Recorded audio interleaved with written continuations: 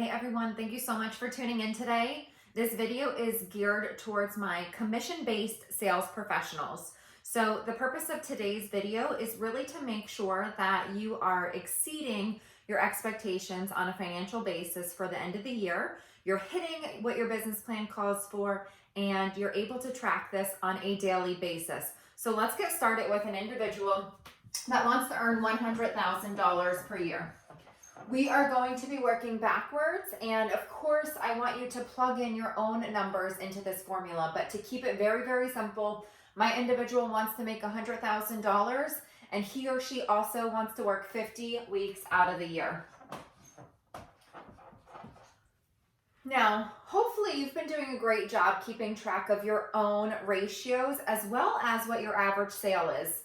I'm going to assume this person's average commission per sale is $1,000. Again, I'm keeping this as simple as I can for myself, but I want you to be plugging your own numbers into this formula. Now, I need to know what this person's activity needs to be on a daily basis to keep them on track, but also to keep them motivated. So if they need to make $100,000 and they know they have an average commission of $1,000 per sale, we can do the math and know that they need 2 sales per week. Pretty straightforward. If they need 2 sales per week, the first thing we need to know is what is their closing ratio. Basically, I'm asking every time that they present a sale, how many people actually buy from them. I'm going to assume that it's 2 to 1. You should know this already. So whatever your ratio is, put it in here. If theirs is 2 to 1, it means they need to be on 4 closing meetings. I'm going to assume that they do a 2-appointment close. Obviously, whatever you do in your business, you're going to factor that into this equation. If you do 3 meetings or if you do 1 meeting, that's going to be a little bit different.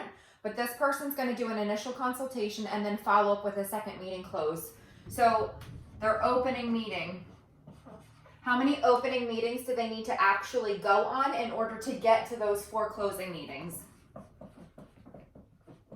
I'm going to assume again a 2 to 1 ratio just to keep things super simple here. And I'm going to say that they need to have 8 openings or 8 consultations to get to their 4 closes. Let's take it back again.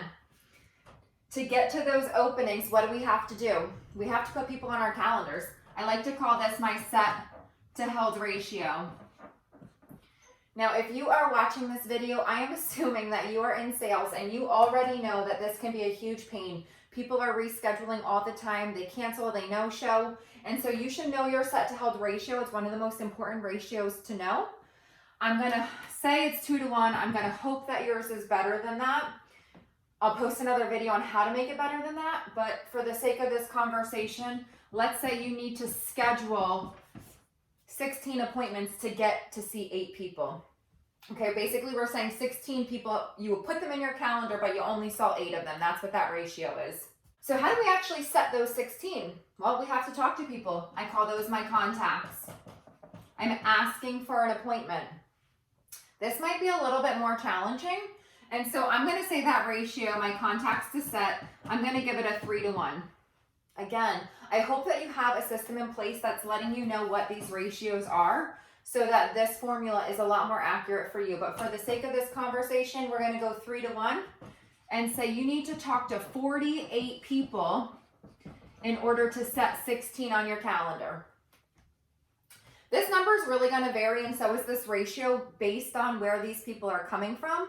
If you're calling on referrals or you're calling on your natural market, I hope that it's going to be better than 3 to 1. It might even be 1 to 1 in that case.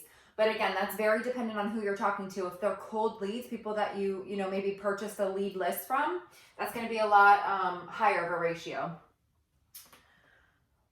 In order to get our contacts, I'm just going to assume that we're calling them. But again, this could be in person. It could be through social media. But let's say that we're dialing the phone here. How many dials do we actually need to make? So how many times do we have to dial somebody's phone number to get them just to answer? That's all we're looking for, is somebody that we can ask for an appointment.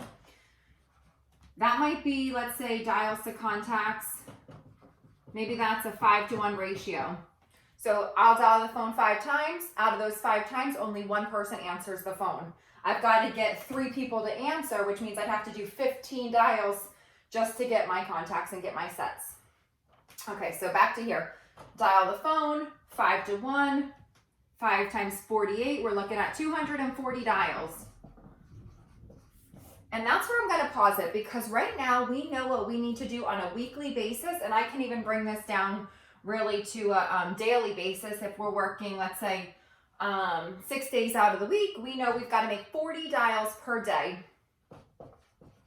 And that's going to get us to $100,000. Do you see how I went all the way down to per day? This is the accountability that I'm talking about to keep you on track, to make sure that you're going to hit your goal. If you fall short one day, well, you know the next day you need to pick it up, right? Or if you exceed yourself, you know that you're ahead of the game, but you don't want to slack. You've got to stick to your daily activity in order to hit your goal. Take it one step further back. You can actually put a dollar amount to these dials. When you think about it, you know that your average commission is $1,000. You know that you've got to do 240 dials per week to make $2,000 per week, right? Because we're doing 2 sales per week. It means that every time you dial the phone, on average,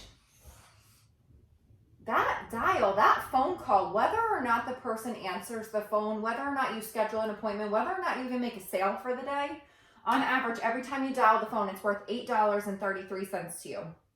Now, if you can put that in your head, that will help to keep you motivated, because as salespeople, we all have those really frustrating, really negative down days where nobody's answering, people are hanging up, nobody's agreeing to an appointment.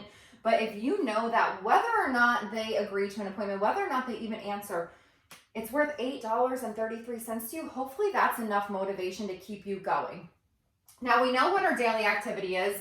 We know what it's worth per dial. We also know that it's going to give us our goal of $100,000. Now that we know this formula, assuming that our ratios are accurate based on other tracking systems that we've put in place, we can now manipulate this number any way that we want it.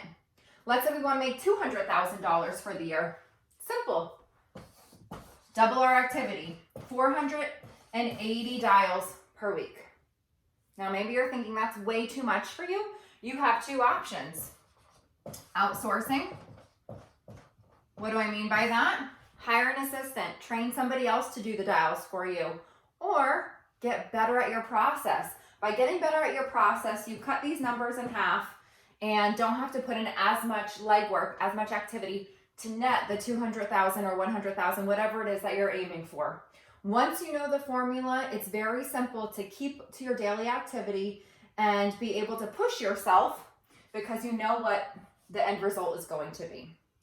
So I hope this was helpful. I hope that you're able to plug in your own numbers. If you don't have a tracking system in place to know what your ratios are, stay tuned for a future video, because I definitely want to post that as soon as possible. Please feel free to leave any questions in the comments below. I'm so excited to see how you guys are able to implement this into your own business and make it work for you to hit your goals. Thank you so much for watching, and have a great day.